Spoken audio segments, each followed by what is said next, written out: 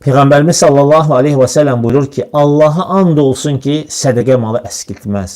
Allah'a and olsun ki sədəqə malı əskiltməz. Mə nəqəsə məlun min sadaqa. Sədəqə ilə mal əskilməz. Alimlər deyirlər ki, bu sədəqənin malın mənəvi əskilməməsi deməkdir. Bəzi alimlər deyir ki, həm mənəvi, həmçinin də maddi.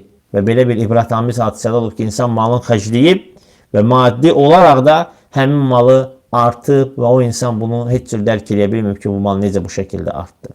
Hər halükarda insan malını Allah yolunda xərcləyirsə, onun malı artır. Onun malı bərəkətlənir, çoxalır. Və Peyğəmbər sallallahu aleyhi ve sellem üzərinə and içib ki, Allaha and olsun ki, sədəqə ilə mal əskilməz. Ona görə qorxmaq lazım deyil sədəqə verməkdə.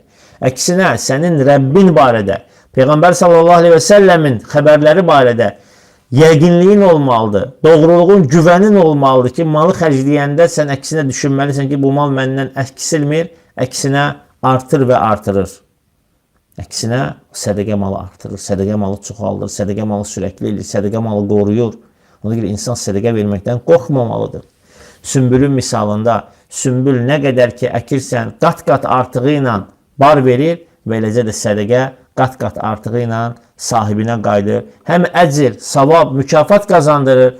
Qiyamət günü böyük dağlar boyda əcrlərlə qarşısına çıxacaq və həmçinin də neyinir? Onun malını da artırır, bərəkətləndirir. Ona görə Allah Teala ayənin davamında buyurur ki, Allah Teala istədiyi üçün istədiyi qədər artırır. Demək, Allah Teala bir əməli 10 mislində mükafatlandırır.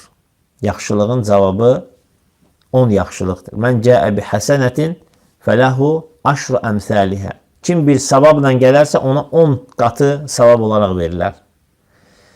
Bəs Allah Teala bunu artırır. Peyğəmbər sallallahu aleyhi ve sellem ki ondan 70'ə, 70'dən 700'ə, ondan da saysıza qədər. Niyə görə? Sahibinin niyyətinə görə.